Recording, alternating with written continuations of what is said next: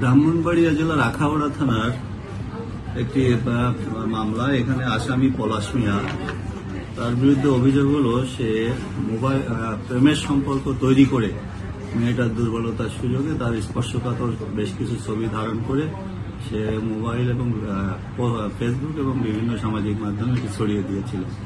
তো সেই মামলায় ভিকটিমের মা বাদী হয়ে মামলা করেছিল। সেই মামলায় জামিনের জন্য আজকে হাইকোর্টে পলাশ মিয়া এসেছিল। তো তার মামলা হিয়ারিং শুনে এবং আমাদের সরকার পক্ষের বক্তব্য শুনে কোর্ট সন্তুষ্ট হয়ে আসামিকে সরাসরি কোর্ট থেকে পুলিশে সোপর্দ করেছে। এখানে কোর্টের যেটা বক্তব্য সেটা হলো যে ইদানিং আমরা প্রায় লক্ষ্য করছি প্রেমের সম্পর্ক তৈরি করে প্রেমের সম্পর্কের নামে এক ধরনের ফাঁদ তৈরি হয়েছে, যেটা বিভিন্ন স্পর্শকাতর ছবি তৈরি করে সেই ছবির মাধ্যমে সামাজিক মাধ্যমে ছড়িয়ে দিচ্ছে এবং নানানভাবে তাদের হয়রানি করছে। তো এই ধরনের অপরাধ যাতে ভবিষ্যতে কেউ না করে সেই কারণে আমরা আসামিকে সরাসরি জেলখানায় প্রেরণের নির্দেশ দিচ্ছি। কোর্ট কি বলেছে? কোর্টের ভিউটা কি?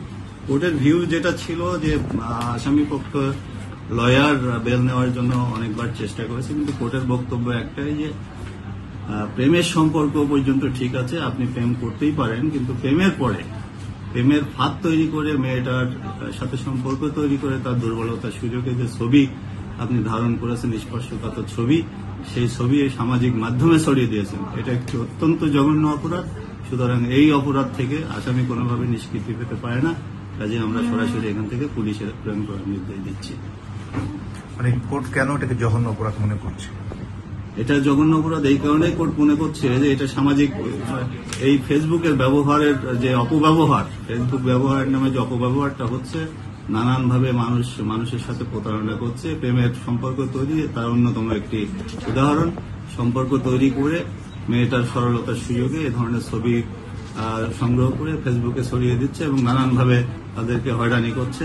অনেক সময় দেখা যায় যে মুক্তিপণও দাবি করছে, তারপরে মেয়েদের আত্মীয় স্বজনের কাছে ছবি আপলোড করে তাদের কাছ থেকে হুমকি ধামকি দিচ্ছে যে এগুলি আমরা বিভিন্নভাবে ছড়িয়ে দেবো যদি টাকা পয়সা না দেওয়া হয়। এইসব বিষয়টাকে বিবেচনায় নিয়ে কোর্ট এটাকে সিরিয়াসলি নিয়েছে এবং কোর্ট যেটা বারবার বলতে চাচ্ছেন যে এই ধরনের অপরাধ করে যেন কেউ কোনো সুযোগ আইনের আশ্রয় নিতে না পারে, সেই কারণেই দৃষ্টান্তমূলক শাস্তি হওয়া দরকার।